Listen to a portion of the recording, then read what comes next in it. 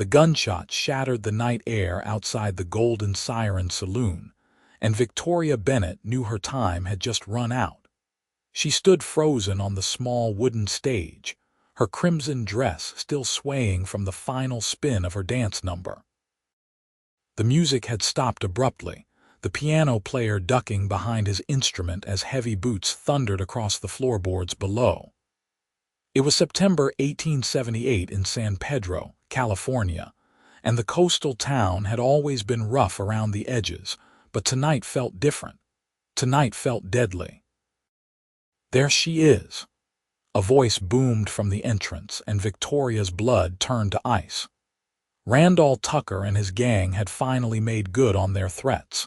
For 3 weeks, she had been dodging Tucker's increasingly aggressive advances, his promises that she would be his whether she wanted it or not. The saloon owner had tried to protect her, but everyone knew Tucker owned half the corrupt lawmen in town and had enough men to do whatever he pleased. Victoria's eyes darted toward the back entrance, but 2 of Tucker's men were already blocking that route, their faces twisted with anticipation. The crowd of patrons had scattered to the edges of the room, knowing better than to interfere with Tucker's business. She was trapped, 23 years old and about to become the unwilling property of the most dangerous man in San Pedro. "Now, Miss Victoria, you have made me wait long enough," Tucker drawled as he approached the stage, his hand resting on the pearl-handled revolver at his hip. "Time to stop playing hard to get and accept my generous offer to be my personal entertainment." "I told you no," Victoria said, trying to keep her voice steady even as her heart hammered against her ribs. "I am a dancer, not your property." Tucker's face darkened. "Everything in this town is my property if I say so. Now you can come down here like a lady or my boys can fetch you down. Either way, you are leaving with me tonight." The crowd remained silent, helpless or unwilling to intervene. Victoria felt desperation clawing at her throat. She had come to California from Philadelphia 2 years ago, chasing dreams of freedom and adventure after her parents died. Dancing in saloons was not what she had imagined, but it had kept her independent and alive. Now that independence was about to be violently stripped away. Tucker stepped closer to the stage, reaching up to grab her ankle. Victoria kicked out instinctively, catching him in the shoulder and making him stumble back. His face flushed red with rage. "You little wildcat. Boys, get her." The 2 men lunged forward, and Victoria scrambled backward on the stage, looking for anything she could use as a weapon. Her hand closed around a glass bottle left by one of the musicians. She raised it defensively, knowing it would do little good against 3 armed men. The door to the saloon burst open with such force that it slammed against the wall. A figure strode in, tall and broad-shouldered, silhouetted against the lamplight from the street. The newcomer moved with a purpose that made even Tucker's men pause. "That is enough," the stranger said, his voice low and commanding. Tucker turned, his hand still on his gun. "This does not concern you, stranger. Best move along." The man stepped fully into the light, and Victoria could see him clearly now. He wore dusty trail clothes and a worn hat, but there was something in his bearing that spoke of quiet strength. His face was weathered from sun and wind, with sharp features and intense gray eyes that swept the room, assessing the situation in an instant. He looked to be in his mid-20s, and despite the danger of the moment, Victoria found herself unable to look away from him. "I am making it my concern," he said calmly. "You have got a room full of witnesses watching you threaten a woman. Law might be flexible in this town, but even here, that tends to cause problems." Tucker laughed, though there was no humor in it. "The law here answers to me. And I do not recall asking for your opinion." He gestured to his men. "Throw this fool out." 2 of Tucker's gang members moved toward the stranger, but he did not retreat. Instead, he shifted his stance slightly, his hand hovering near his own holstered weapon. "I would reconsider that decision. Last chance to walk away peaceful. You are going to take on all of us," one of Tucker's men sneered. "That is suicide, mister." The stranger's eyes never left Tucker. "Maybe. But I guarantee you Tucker goes down first. Question is, are you boys willing to die for his ego tonight?" The room held its breath. Victoria watched as uncertainty flickered across the faces of Tucker's men. They had the numbers, but something about the stranger's confidence gave them pause. This was not some drunk cowhand or scared shopkeeper. This was someone who had seen trouble before and come out the other side. Tucker's face had gone purple with rage. "Do you have any idea who I am?" "I know exactly who you are," the stranger replied. "Randall Tucker. You run guns to bandits down the coast, shake down local businesses, and think your money makes you untouchable. I have heard all about you. What I am telling you now is that it ends here tonight." The lady said no. "And who the hell are you to tell me anything?" "Name is Thomas Anderson. And I am someone who does not stand by while men like you terrorize women." Victoria felt something shift in her chest at those words. In 2 years in San Pedro, not a single person had been willing to stand up to Tucker on her behalf. Now this stranger, this Thomas Anderson, was risking his life for someone he did not even know. Tucker's hand twitched toward his gun. Thomas moved faster than Victoria thought possible, his weapon clearing leather in a blur of motion. The sharp click of the hammer being cocked echoed through the silent saloon. "Do not," Thomas said quietly. "I really do not want to kill anyone tonight, but I will if you force my hand." For a long moment, no one moved. Then Tucker slowly lifted his hand away from his weapon, though his eyes burned with hatred. "You just made the biggest mistake of your life, Anderson. No one crosses me in this town. No one." "First time for everything," Thomas replied. "Now I suggest you and your boys clear out. The lady is not interested in your company." Tucker's jaw clenched so hard Victoria could hear his teeth grinding from the stage, but he took a step back, then another. "This is not over. Not by a long shot. You watch your back, stranger. And you," he pointed at Victoria, "you better pray he can protect you forever, because the minute he lets his guard down, you are mine." "Leave," Thomas said, his gun still trained on Tucker. "Now." Tucker gestured sharply to his men, and they began backing toward the door. But the look he gave Thomas was pure murder, and the look he gave Victoria made her skin crawl. They would not forget this. Tucker was not the type to let such a public humiliation go unanswered. When the door finally swung shut behind them, the tension in the room broke like a snapped rope. Conversations erupted as patrons began talking all at once about what they had just witnessed. Thomas slowly holstered his weapon and turned his attention to the stage, where Victoria still stood, clutching the bottle in her shaking hand. "Are you all right, miss?" he asked, his voice gentler now. Victoria carefully set the bottle down, not trusting her hands to be steady. "I am alive, which is more than I expected to be 5 minutes ago." She moved to the edge of the stage, and Thomas stepped forward, offering his hand to help her down. His palm was calloused and warm, his grip steady and reassuring. "Thank you," she said once her feet were on solid ground. Up close, she could see the lines at the corners of his eyes, the scar that traced a thin line along his jaw. He smelled of leather and dust and horses, the scent of a man who lived outdoors. "You did not have to do that. You could have been killed."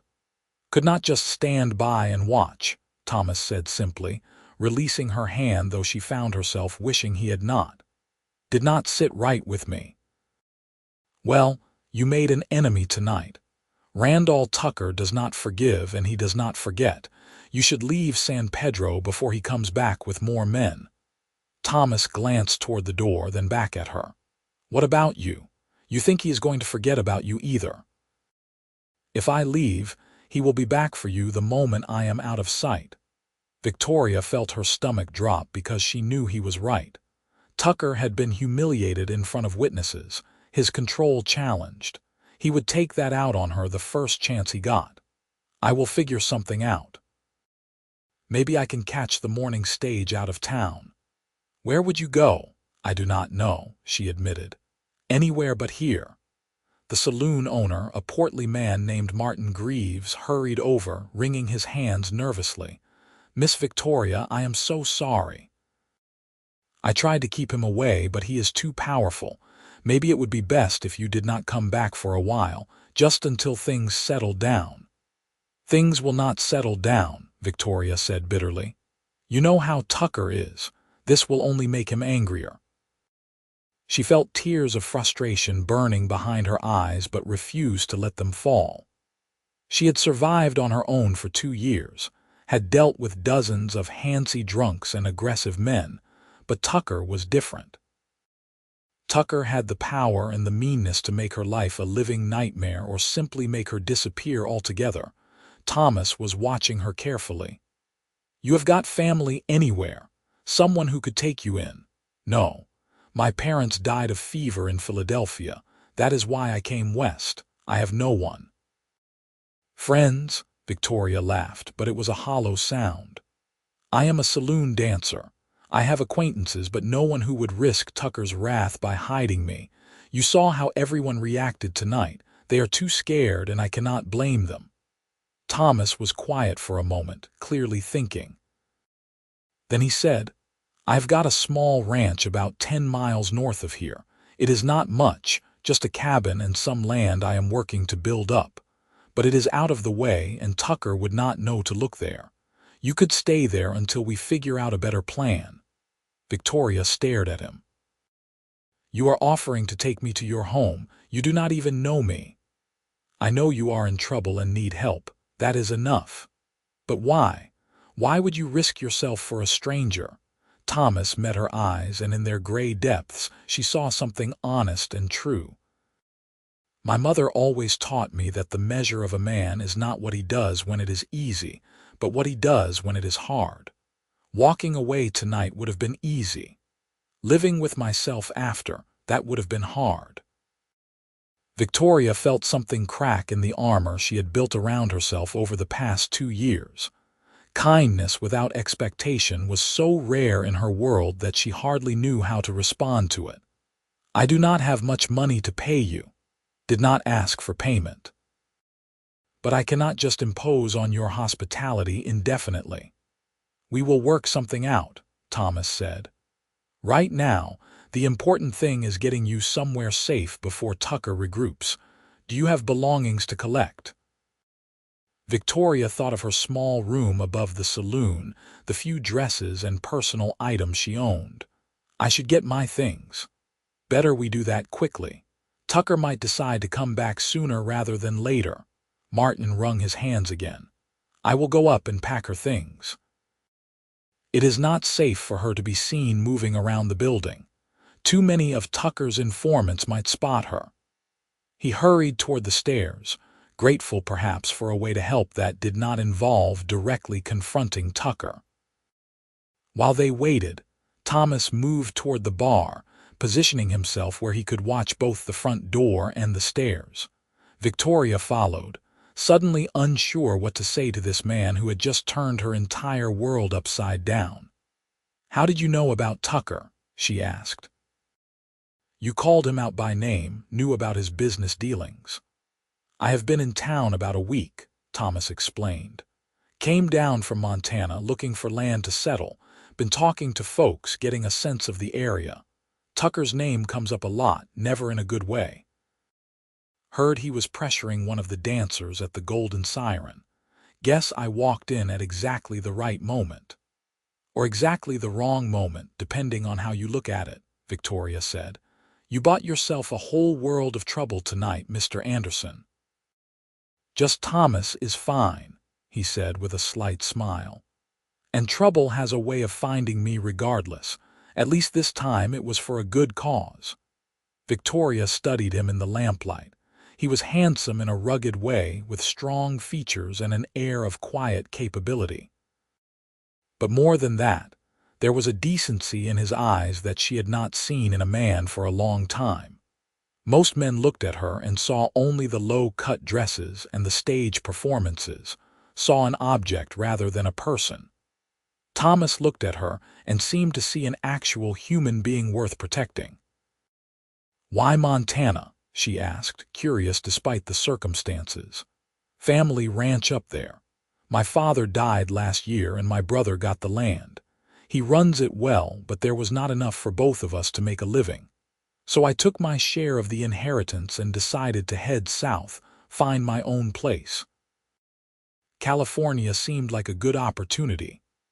And you settled on San Pedro, working on land a bit north of here, like I said, still building it up. Got some cattle, working on expanding the herd. It is slow going on my own, but it is mine. That counts for something." Martin returned then, carrying a worn carpet bag stuffed with Victoria's belongings. "I got everything I could find. Miss Victoria, I really am sorry about all this. You are a good worker and you deserved better than this situation." "Thank you, Martin," Victoria said, taking the bag. She knew he meant well, even if he lacked the spine to stand up to Tucker. Most people did. That was how men like Tucker thrived, through the fear and silence of others. Thomas took the bag from her. "My horse is out front. We should go now while we have the advantage." Victoria nodded, her heart starting to race again. She was about to ride off into the night with a man she had just met, leaving behind the only life she had known for the past 2 years. It was terrifying and liberating in equal measure. They moved quickly toward the door.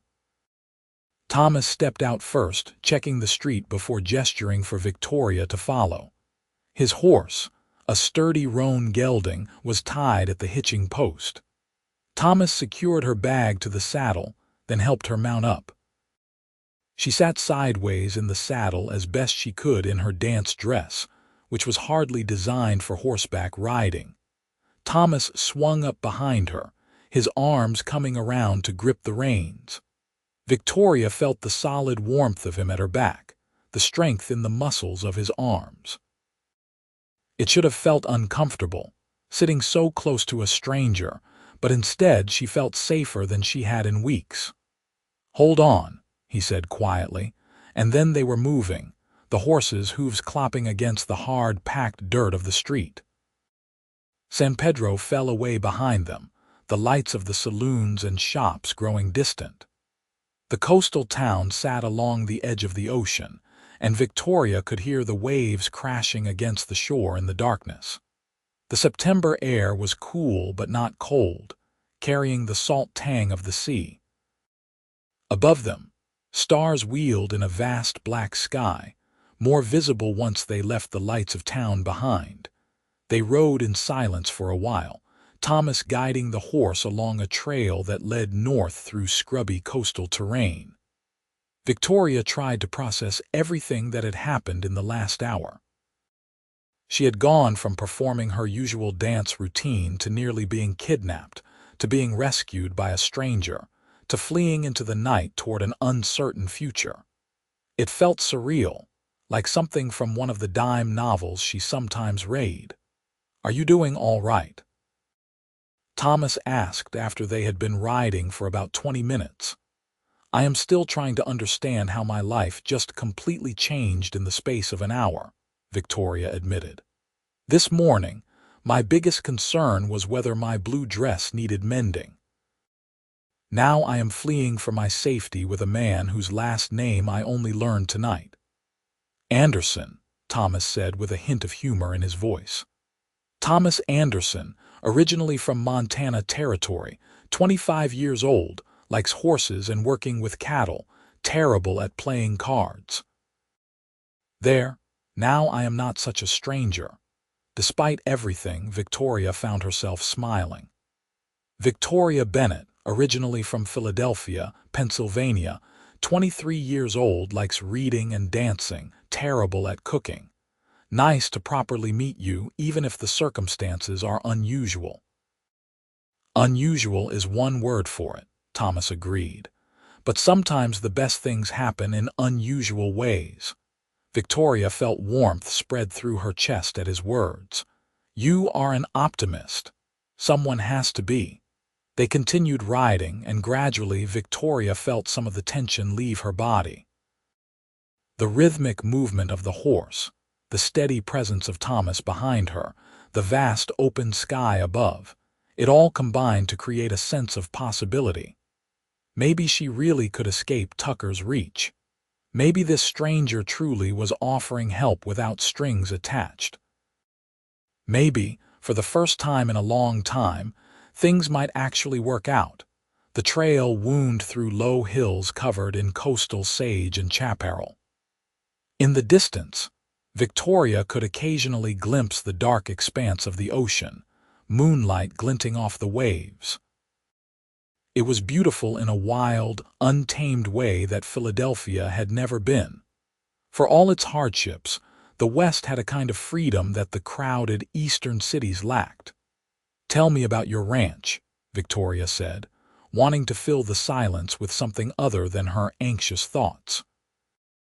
"Well, calling it a ranch might be generous at this point," Thomas said. "It is about 40 acres of decent grassland with a creek running through it. Got a cabin that the previous owner built, solid enough but small. I have got maybe 20 head of cattle right now, hoping to build the herd up over time. There is a small stable for the horses, a chicken coop, and plenty of work that needs doing. It sounds peaceful. It is. Quiet anyway, sometimes too quiet if I am being honest. Been on my own since I got here 5 months ago. The work keeps me busy, but I would be lying if I said I did not miss having folks to talk to." "Do you not have neighbors?" "Nearest neighbor is about 3 miles west. Nice family, the Harringtons. They have helped me out a few times when I needed an extra pair of hands, but mostly I am on my own." Victoria tried to imagine it, living in such isolation after years in busy Philadelphia and then San Pedro. "Does it ever get lonely?" Thomas was quiet for a moment before answering. "Sometimes. But I figure it is better to be alone by choice than surrounded by people and still feeling lonely. I had some of that in Montana, being the younger brother, always in someone's shadow. Out here, I can build something that is truly mine." Victoria understood that feeling more than he probably realized. She had often felt profoundly alone in crowded saloons, surrounded by noise and people yet disconnected from all of it. "I think I know what you mean." They crested a hill, and Thomas pulled the horse to a stop.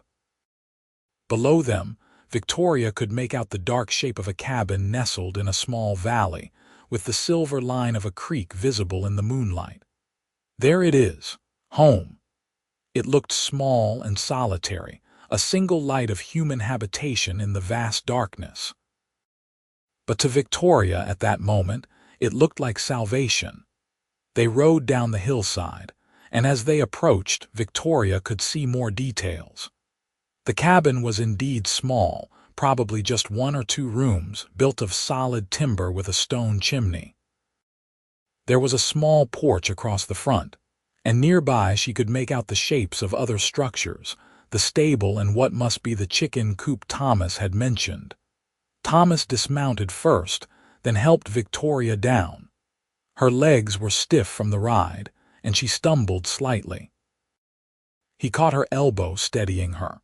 "Easy. It has been a long night." "That is an understatement," Victoria said, but she was grateful for his steadying hand. Thomas led his horse to the stable while Victoria stood in the yard, looking around. The property had a peaceful feeling to it, even in the darkness. She could hear the creek babbling somewhere nearby, the rustle of wind through grass, the distant call of a night bird. It was so different from the constant noise of San Pedro. Thomas returned with her carpet bag and gestured toward the cabin. "Let us get you inside and settled. You must be exhausted." The cabin's interior was exactly what she expected, simple and functional. The main room served as kitchen, dining area, and sitting space all in one. There was a stone fireplace, a rough-hewn table with 2 chairs, shelves holding supplies and cookware. A doorway led to what must be the bedroom. Thomas lit a lamp, filling the space with warm light. "I know it is not much," he said, sounding almost apologetic. "It is wonderful," Victoria said honestly. After the events of the evening, the small cabin felt like a fortress, safe and solid. "You have built a good home here." "I am glad you think so. The bedroom is through there," he gestured to the doorway. "You should take it." "I will sleep out here on the floor." "I cannot take your bed," Victoria protested. "You have already done so much. I insist. You have had a terrible shock tonight. You need proper rest." His tone was kind but firm, leaving no room for argument. Victoria was too tired to fight him on it.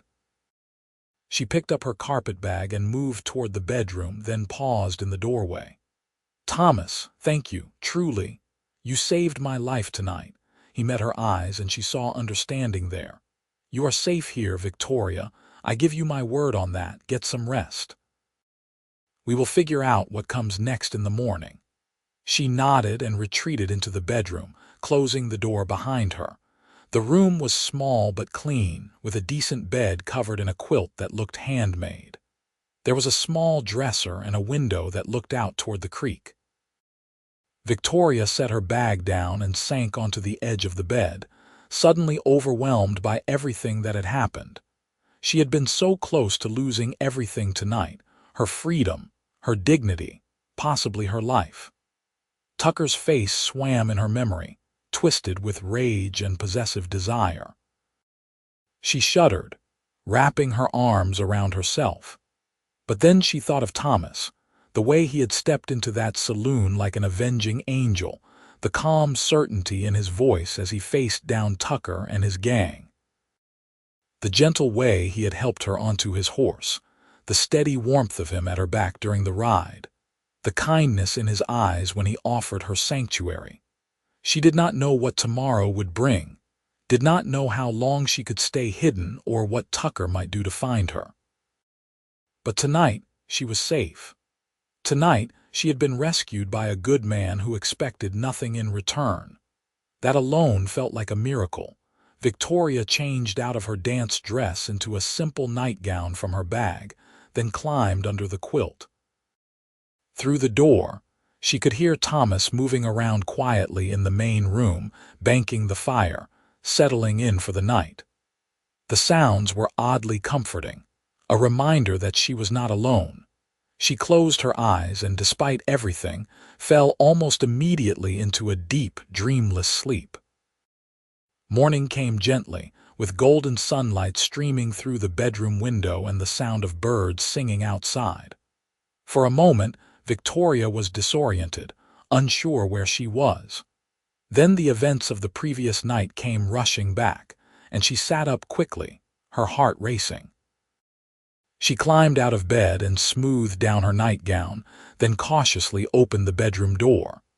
The main room was empty, but she could smell coffee and something cooking. Through the window, she saw Thomas outside, tending to a fire where something was roasting on a spit. Victoria returned to the bedroom and quickly dressed in one of her simple day dresses, a blue cotton that was far more practical than her saloon costumes. She brushed out her dark hair and tied it back, then ventured outside. The morning was beautiful, with a gentle breeze and clear sky. The property looked even better in daylight than it had in the darkness. The creek sparkled in the sunshine, and the valley was carpeted in golden grass dotted with wildflowers. Hills rose on all sides, giving the ranch a sense of sheltered privacy. Thomas looked up as she approached, a smile crossing his face. "Good morning. I hope you slept well." "Better than I have in months," Victoria admitted. "What are you cooking?" "Rabbit. Caught it earlier this morning. Figured you might be hungry." He gestured to a makeshift seating area near the fire, a log that had been smoothed into a rough bench. Victoria sat, accepting the cup of coffee he poured for her from a battered pot. "You have been up for a while then." "I tend to wake early. Habit from years of ranch work." He turned the spit, and Victoria's stomach growled at the smell of roasting meat. "I have been thinking about your situation." "So have I," Victoria said quietly. "Tucker will not stop looking for me. He has too much pride to let this go." "Agreed." "Which means you cannot go back to San Pedro, at least not for a good while. Maybe not ever if Tucker is as vindictive as people say." Victoria sipped her coffee, feeling the weight of that reality settle on her shoulders. "So what do I do? I cannot stay here forever, imposing on your kindness. And I need to find work eventually. I do not have much money saved." Thomas was quiet for a moment, clearly considering his words carefully. "I have a proposition, and I want you to hear me out before you say no." "I am listening." "This ranch needs a lot of work, more than one person can easily handle. I need help with cooking, maintaining the cabin, tending the chickens, dozens of small tasks that I never seem to have time for because I am always out with the cattle or mending fences. You need a place to stay and a way to earn your keep. What if you stayed here and worked as my housekeeper?" Victoria blinked, surprised. "You want to hire me?" "I want to help you," Thomas corrected gently. "But I also know you well enough already to realize you would not accept charity. So I am offering you a job, room and board plus a wage. It would not be much, but it would be honest work and keep you safe from Tucker." "But what about your reputation? A single woman living on a ranch with a single man. People will talk." Thomas shrugged. "Let them talk. The nearest neighbors are 3 miles away, and the Harringtons are good people. Besides, your safety is more important than gossip." Victoria studied him, trying to understand what motivated this continued generosity. In her experience, men always wanted something, always had an ulterior motive. But Thomas's gray eyes were clear and honest, showing no signs of hidden agendas. "Why are you doing this?" she asked. "Really? Is it guilt? Obligation? What is it?" Thomas took his time answering, checking the rabbit before meeting her gaze. "Last year, before my father died, he told me something I have never forgotten. He said that in life, we are given moments where we can choose to be the kind of person we want to be or the kind of person circumstances try to make us. Walking away from you in that saloon last night would have made me someone I could not respect. Leaving you to fend for yourself now would do the same thing. So I guess I am doing this because it is the right thing to do, and because I believe you deserve help." Victoria felt tears prickling at the corners of her eyes. "You are a rare man, Thomas Anderson." "I am just a man trying to do right," he said simply. "So what do you say? Will you stay and work here at least until we figure out a better solution?" Victoria thought about her options, which were precious few. She could try to run further, maybe catch a stage to Los Angeles or head inland, but Tucker had connections throughout California. She could try to find work in another town, but saloons were the main places that hired women, and that would just leave her vulnerable to the same problems. Or she could stay here, on this peaceful ranch with this decent man, and have a chance to build something different. "Yes," she said finally. "I will stay, but I want to earn my keep properly. You give me a list of tasks and I will do them. I do not want this to be charity." Thomas's smile was genuine and warm. "Deal. Welcome to the Anderson Ranch, Victoria Bennett." The days that followed settled into a routine that Victoria found surprisingly comfortable. She woke each morning to the sound of Thomas already up and working, tended to the chickens and collected eggs, prepared breakfast for them both. While Thomas rode out to check on the cattle or work on fencing, Victoria cleaned the cabin, did laundry in the creek, mended clothes, and attempted to cook meals that were more ambitious than her usual fare. She was a terrible cook at first, just as she had warned Thomas. Her first attempt at biscuits came out hard as rocks. Her stew was somehow both bland and burnt. But Thomas ate everything without complaint, even offered gentle suggestions for improvement. Victoria found herself determined to master the domestic skills she had never had reason to learn before. In the evenings, after the work was done, they would sit on the porch and talk. Thomas told her stories about growing up in Montana, about his father and brother, about learning to work cattle and break horses. Victoria shared stories of Philadelphia, of her parents and the life she had left behind, though she was more reticent about her time in San Pedro. Some wounds were still too fresh. What surprised Victoria most was how easy Thomas was to talk to. He listened when she spoke, really listened, asking thoughtful questions and showing genuine interest. He treated her with a respect she was not accustomed to, never looking at her the way saloon patrons had, never making her feel like an object or a possession. He made her feel human. 2 weeks into her stay, Victoria was hanging laundry on a line she had strung between 2 trees when she heard the sound of approaching horses. Her heart jumped into her throat, and she immediately thought of Tucker. She ran toward the cabin, but Thomas appeared from the stable, his expression calm. "It is all right," he said. "That will be the Harringtons. I invited them for supper tonight. Thought it was time you met some neighbors." Victoria's panic subsided but was replaced with nervousness. "You should have warned me. I am not prepared. You will be fine. They are good people." Thomas touched her shoulder briefly, a reassuring gesture that sent unexpected warmth through her. "Just be yourself." The Harringtons turned out to be a middle-aged couple with weathered faces and kind eyes. Frank Harrington was a stocky man with graying hair and a quick laugh. His wife, Martha, was round and motherly, with a smile that immediately put Victoria at ease. "So you are the young lady we have heard about," Martha said as she dismounted, carrying a basket covered with a cloth. "Thomas mentioned he had hired some help. I brought some bread and preserves. Thought it might be welcome." "That is very kind of you," Victoria said, taking the basket. The smell of fresh bread made her mouth water.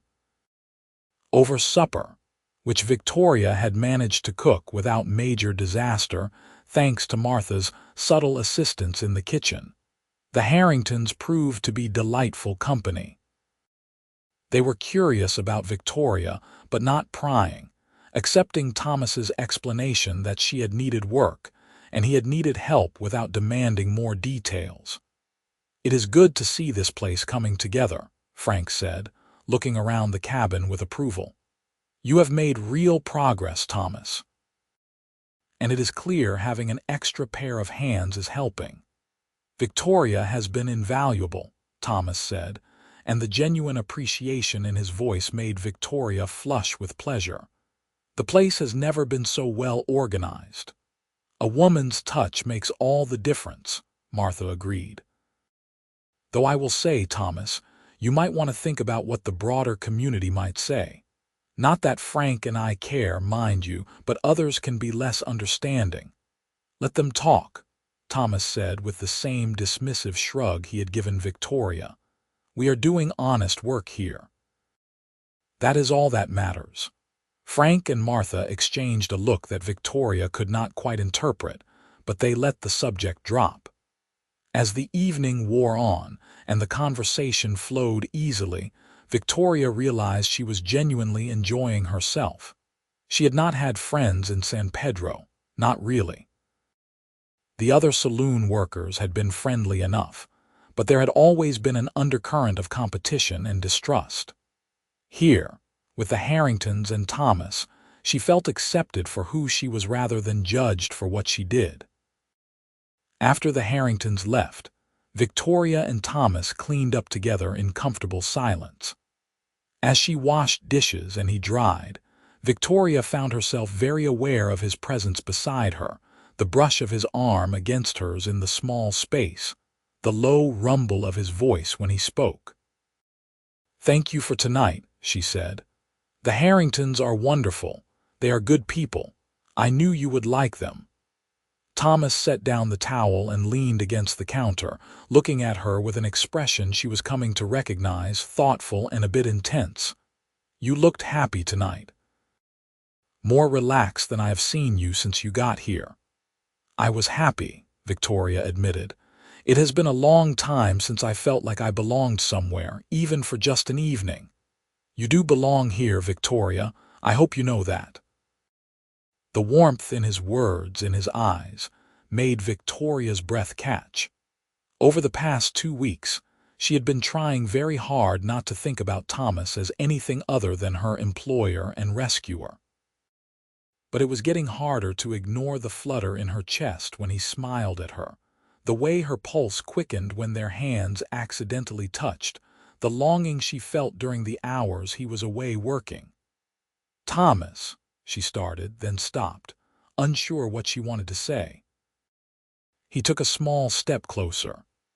"Victoria, I need to tell you something, and I hope it does not make things awkward between us."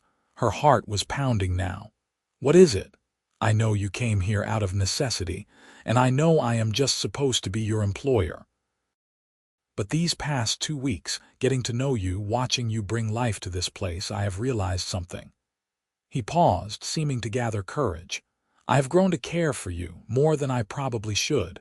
Victoria felt like all the air had left her lungs. "Thomas, I am not trying to pressure you or make you uncomfortable," he continued quickly. "I know you have been through a terrible experience, and the last thing you need is another man making demands on you. But I wanted you to know how I feel. You are smart and strong and kind, and you make me want to be better. You make this place feel like a home instead of just a house." Victoria's mind was racing. She had been so focused on survival, on getting through each day, that she had not let herself truly examine her own growing feelings. But now, with Thomas standing so close, his honesty hanging in the air between them, she could not deny it any longer. "I care for you too," she whispered. "I have been trying not to, trying to keep things professional, but I cannot help it. You saved me, Thomas.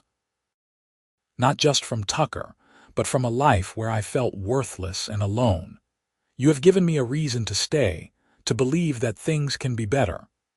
The look of joy that crossed Thomas's face was like sunrise breaking over the mountains. Slowly, giving her every chance to pull away, he reached up and cupped her cheek with his calloused hand. "May I kiss you?" Victoria answered by rising on her toes and pressing her lips to his. The kiss was gentle at first, tentative, a question being asked and answered.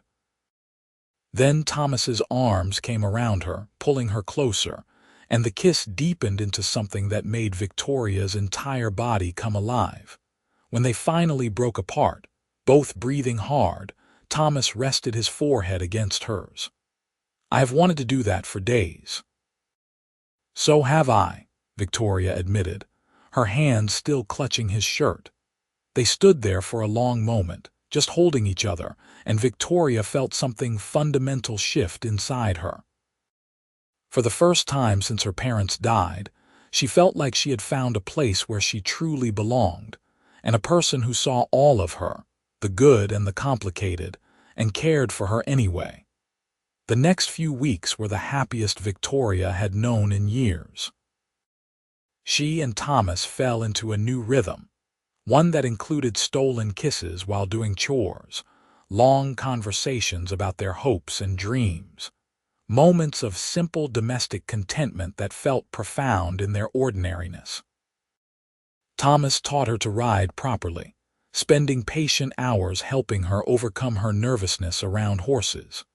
Victoria taught Thomas about the books she loved, reading aloud to him in the evenings after supper.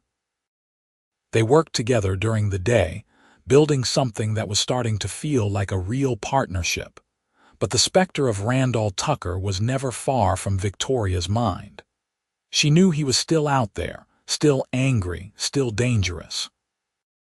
Thomas assured her that they were safe, that Tucker had no reason to look for her at a remote ranch north of town. But Victoria could not shake her unease. Her fears proved justified in early October, when Thomas returned from a trip to the small settlement of Rancho San Pedro for supplies. His face was grim as he dismounted. "What is wrong?" Victoria asked, immediately picking up on his tension. "I heard talk in town," Thomas said, his jaw tight. "Tucker has been asking around about me, trying to find out where I live. Someone mentioned I had property north of San Pedro. He is putting together that you might be with me." Victoria felt cold dread wash over her. "He is coming here. I do not know for certain, but we need to be prepared for the possibility." Thomas took her hands in his grip firm and reassuring. "I will not let him take you, Victoria. I promise you that. He has men, Thomas, a lot of them. What can one person do against a gang? More than you might think. And I am not alone.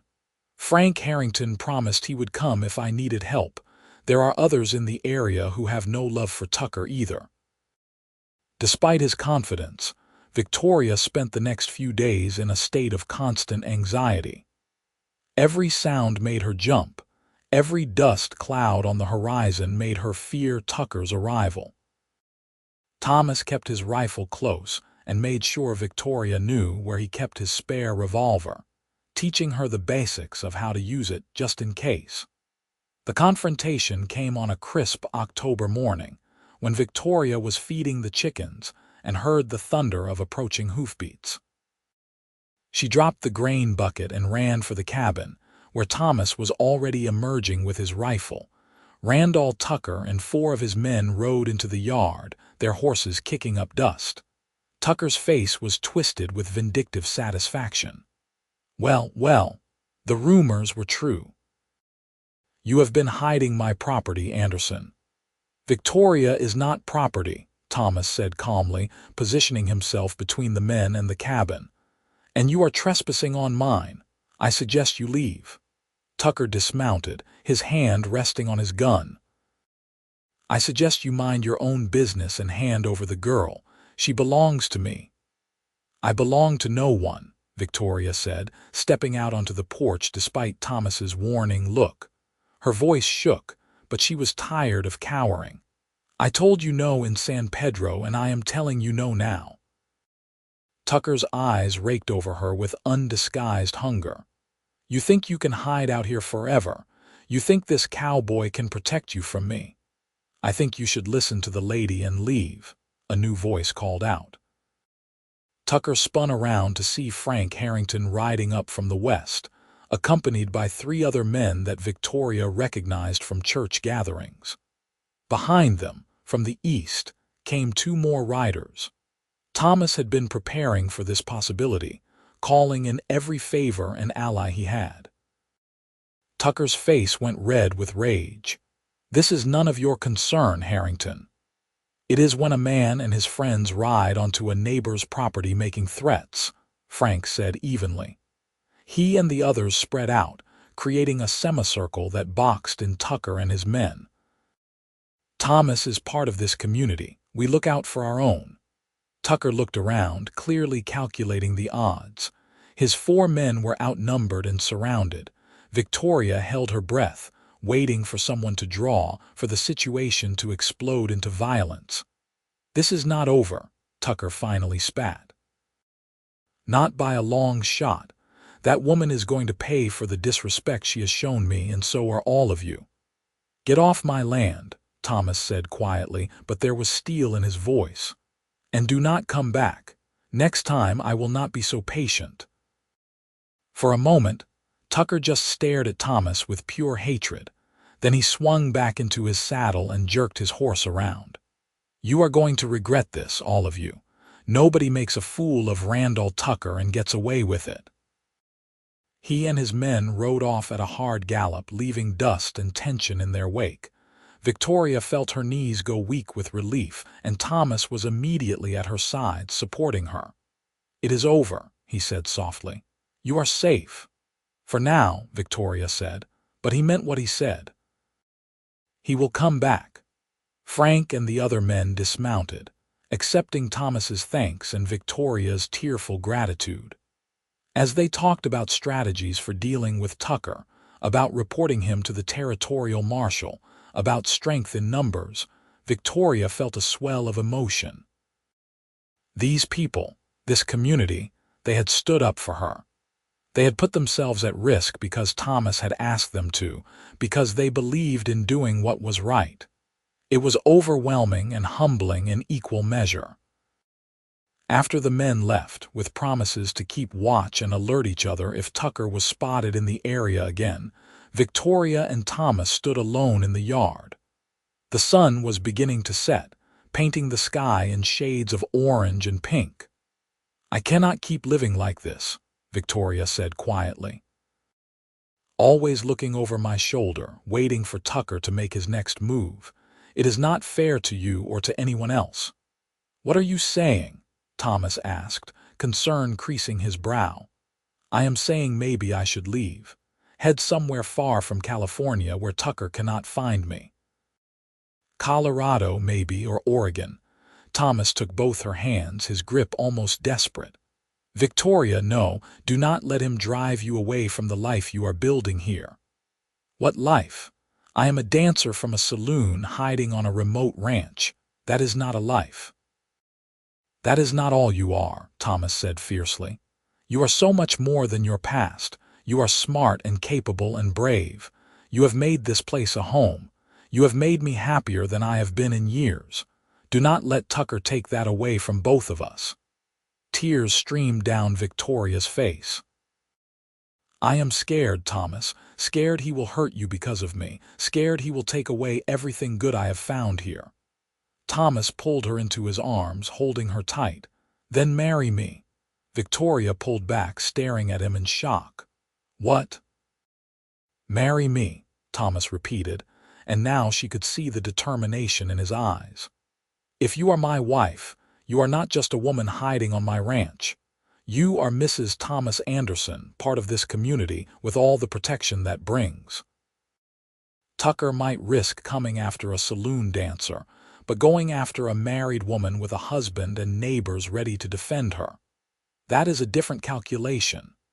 "You cannot marry me just to protect me," Victoria protested, even as hope bloomed in her chest.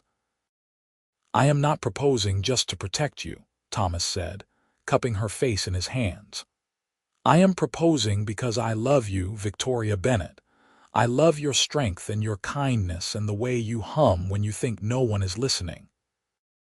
I love the life we have started building together, and I want to keep building it for the rest of our lives. So yes, part of this is about keeping you safe from Tucker, but most of it is about wanting to wake up next to you every morning and fall asleep beside you every night. It is about choosing you today and every day after." Victoria felt like her heart might burst. "I love you too, so much it terrifies me." "Is that a yes?" "Yes," Victoria laughed through her tears. "Yes, I will marry you." Thomas swept her up and spun her around, both of them laughing and crying at once. When he set her down, he kissed her with a passion and tenderness that made Victoria feel like she was exactly where she belonged. They were married 3 weeks later in a simple ceremony at the Harrington Ranch, with Frank standing up as best man and Martha as Victoria's matron of honor. The local circuit judge presided, and a handful of neighboring families attended.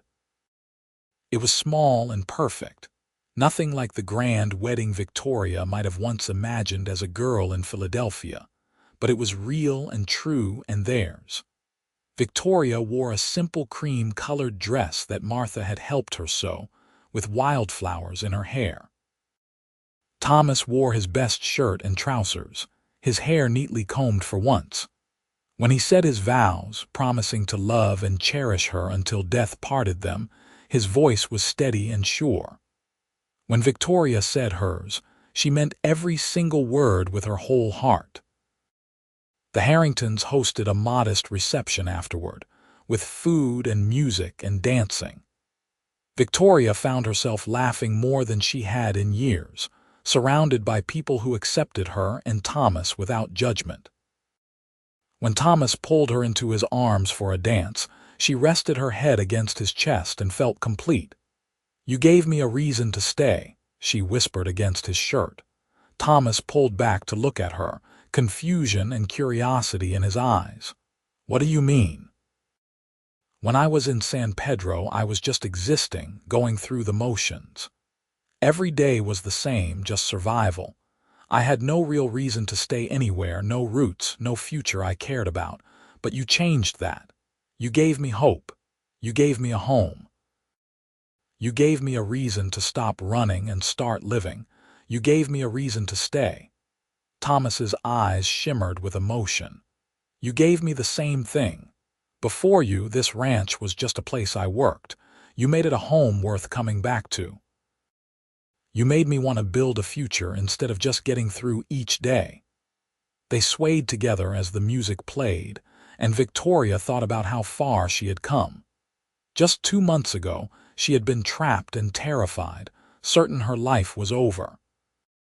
Now she was married to a good man, surrounded by friends, standing on land that felt like hers, looking toward a future bright with possibility. Randall Tucker had not made another appearance. Word had spread about his humiliation at the Anderson Ranch, and the territorial marshal had finally started taking an interest in Tucker's various illegal activities. Thomas heard through Frank that Tucker was lying low, trying to avoid official scrutiny. Victoria still felt nervous sometimes, still looked up quickly when she heard horses approaching, but gradually the fear began to fade. Life on the ranch settled into a comfortable rhythm. Victoria threw herself into making their home as warm and welcoming as possible. She learned to cook properly, her biscuits now light and fluffy, her stews rich and savory. She planted a vegetable garden, tended the chickens with care, sewed curtains for the windows. Thomas built her a proper clothesline and added a small addition to the cabin, giving them more space. They worked side by side, building their life together piece by piece. Thomas taught Victoria about cattle and ranching, and she proved to have a natural way with animals. Victoria introduced Thomas to books and poetry, expanding his world in ways he had never imagined. In the evenings, they would sit on their porch and watch the sun set over the hills, talking about their dreams for the future. By spring of the following year, the ranch was thriving. The cattle herd had grown to nearly 40 head, and Thomas was making plans to expand further. Victoria had chickens laying reliably, and a garden producing more vegetables than they could eat themselves, allowing them to trade with neighbors for other supplies. Martha Harrington came to visit one afternoon and found Victoria outside, hanging laundry and humming to herself. "You look happy," Martha observed with a knowing smile. "I am," Victoria said, and realized it was completely true.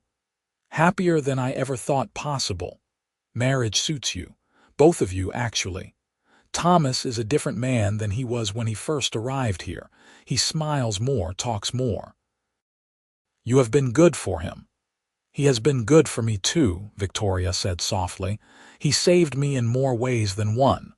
Martha reached out and squeezed her hand. "You saved each other, I think. That is what the best marriages do." That night, as Victoria and Thomas lay together in their bed, Victoria shared some news she had been holding close for the past few weeks. "Thomas, I need to tell you something." He turned to face her, immediately attentive. "What is it? Is something wrong?" "No, nothing is wrong. In fact, something is very right." She took his hand and placed it on her stomach. "We are going to have a baby." Thomas's face went through a series of emotions, shock, disbelief, wonder, joy, all in the space of a few seconds. "Are you certain as I can be?" "I have been feeling poorly in the mornings, and Martha helped me count the weeks. I think the baby will come in the fall." Thomas let out a whoop of joy and pulled her into his arms, kissing her soundly. "A baby! We are going to have a baby!" Victoria, that is wonderful news. You are not worried. It is happening so fast. I am not worried about anything as long as I have you, Thomas said firmly. We will figure it out together, the same way we have figured out everything else. The months that followed were busy with preparation. Thomas built a cradle from smooth wood, working on it in the evenings with meticulous care. Victoria sewed baby clothes and blankets, accepting hand-me-downs and advice from Martha and other women in the community. They converted a corner of the bedroom into a nursery space, painting the walls with whitewash and hanging cheerful curtains. As Victoria's pregnancy progressed and her belly grew round, Thomas became increasingly protective, insisting she not overwork herself and taking on many of the household tasks she usually handled. Victoria found it both endearing and occasionally frustrating, but she loved him all the more for his concern. In early October, on a cool morning with autumn leaves drifting down from the trees, Victoria went into labor. Thomas rode at breakneck speed to fetch Martha, who served as midwife for the community, then spent the next several hours pacing anxiously while the women worked. The birth was long and difficult, and there were moments when both Thomas and Victoria were frightened. But finally, as the sun was setting and golden light streamed through the windows, the strong cry of a newborn baby filled the cabin. "You have a son," Martha announced, wrapping the squalling infant in a clean blanket and placing him in Victoria's exhausted arms. "A healthy, strong baby boy." Thomas approached the bed with reverence, looking down at his wife and child with wonder. The baby had a shock of dark hair and his eyes were scrunched shut as he cried, his tiny fists waving in the air. "He is perfect," Thomas whispered, reaching out to gently touch the baby's cheek. "You are amazing, Victoria. Thank you for this gift." Victoria looked up at her husband, then down at their son, and felt a surge of love so powerful it brought tears to her eyes. What should we name him? They had discussed names over the months but never quite settled on one. Now, looking at their son, Thomas said, "What about Samuel? Samuel Anderson. It was my grandfather's name." "Samuel," Victoria repeated, testing it out. The baby chose that moment to open his eyes, revealing a deep blue gaze that seemed to look right at her. "Hello, Samuel. Welcome to the world." The next few months were exhausting and exhilarating in equal measure. Samuel was a demanding baby, wanting to be fed and held constantly. Victoria was overwhelmed at times, struggling with the realities of new motherhood after never having had much experience with children. But Thomas was a devoted father, taking turns walking Samuel when he cried, changing his diapers without complaint, and looking at his son like he was the most miraculous thing in the world. The ranch work continued, though at a slower pace. Neighbors helped out more during this time, understanding the demands of a new baby. Frank and Martha were frequent visitors, bringing meals and offering advice. The community that had helped protect Victoria from Tucker now rallied around the young family, demonstrating once again that they were truly part of something larger than themselves. By the time Samuel was 6 months old, fat and happy and starting to sit up on his own, Victoria felt like she had fully grown into her new roles as wife, mother, and rancher.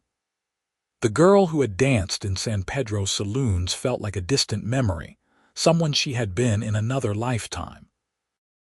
One spring evening, with Samuel sleeping peacefully in his cradle and the sound of the creek babbling outside, Victoria and Thomas sat on their porch as they had done countless times before. But this time, Thomas had something in his hand, a letter. "This came today when I was in town," he said, handing it to Victoria. "It is about Tucker." Victoria's heart clenched as she took the letter, but as she read, relief washed over her. Randall Tucker had been arrested by territorial marshals for gun running and several other charges. He was being held in a jail in Los Angeles, awaiting trial. With the evidence against him, it was likely he would be sent to prison for a long time. "It is really over," Victoria said, hardly daring to believe it. "He cannot hurt us any more." "It is over," Thomas confirmed, pulling her close. "You are free, Victoria, truly free." Victoria leaned into her husband's embrace, feeling the last remnants of fear and anxiety drain away. The threat that had loomed over them for so long was finally gone. She could live without looking over her shoulder, could raise their son in peace, could build their future without that shadow hanging over everything. "Do you ever regret it?" she asked quietly. "That night in the saloon when you could have just walked away but did not. Your life would have been so much simpler." Thomas was quiet for a moment, considering. Then he said, "Not for a single second. That night led to this, to you, to Samuel, to the life we have built. How could I possibly regret that? We have come a long way from that night. We have. And we have a lot further to go." Thomas took her hand, lacing their fingers together. "But I cannot wait to see where we end up." The years rolled on, bringing changes and challenges and joys. The ranch continued to grow and prosper. Thomas became known in the region as a skilled cattleman and honest dealer. Victoria earned a reputation for her hospitality and her way with horses, which she had completely overcome her fear of. Their home became a gathering place for neighbors and travelers, known for its warm welcome and good food. Samuel grew into a bright, energetic boy with his mother's dark hair and his father's gray eyes.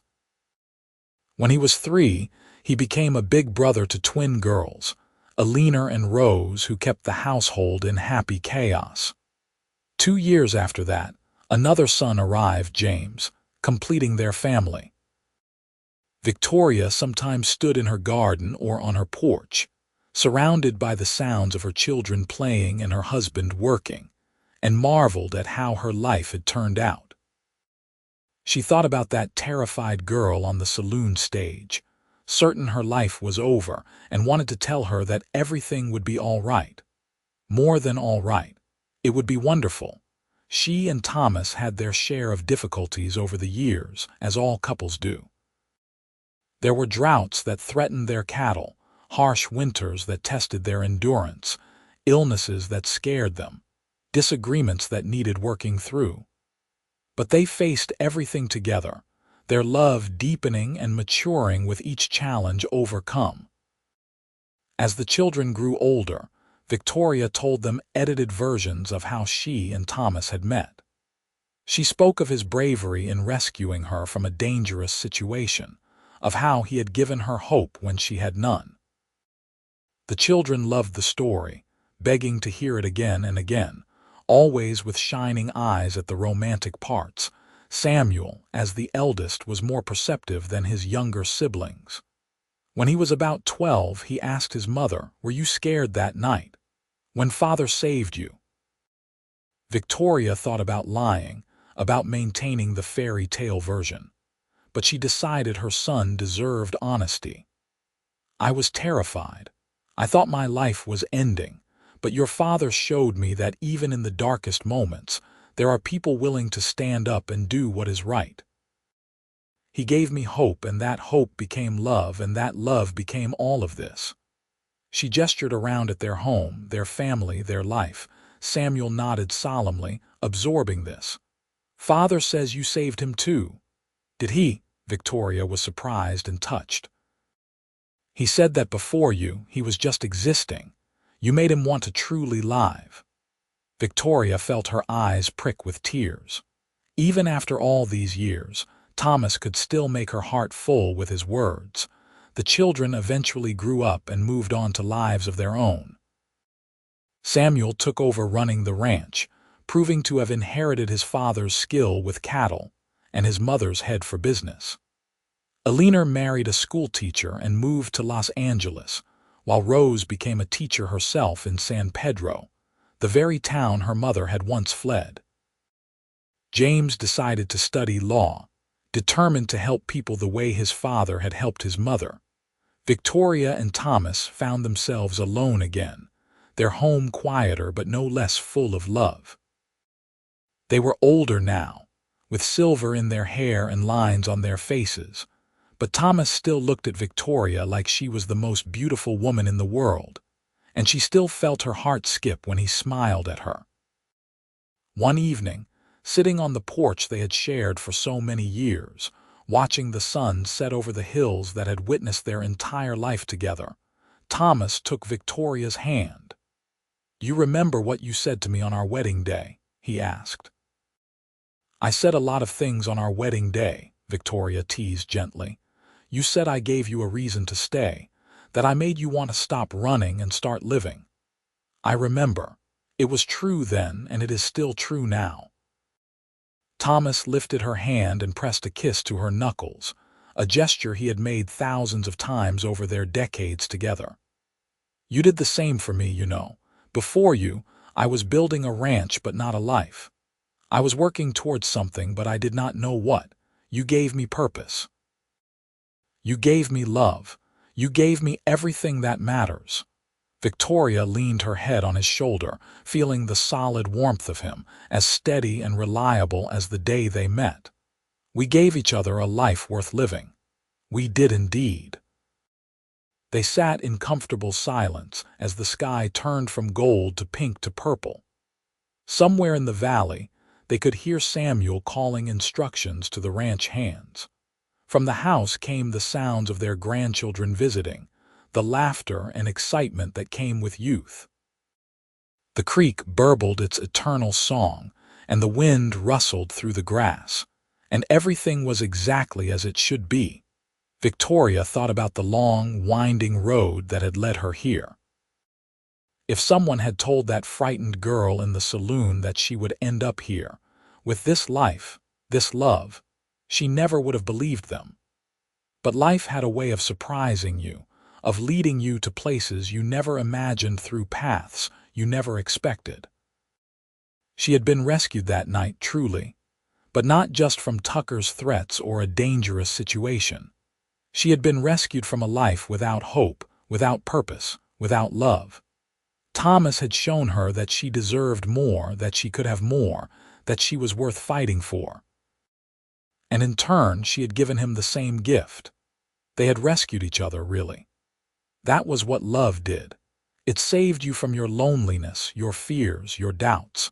It gave you a partner to face life's challenges with, a hand to hold in the darkness, a heart that beat in time with your own. "I love you," Victoria said softly, the words as true now as the first time she had said them all those years ago. "I love you too," Thomas replied, pulling her closer. "Until my last breath and beyond."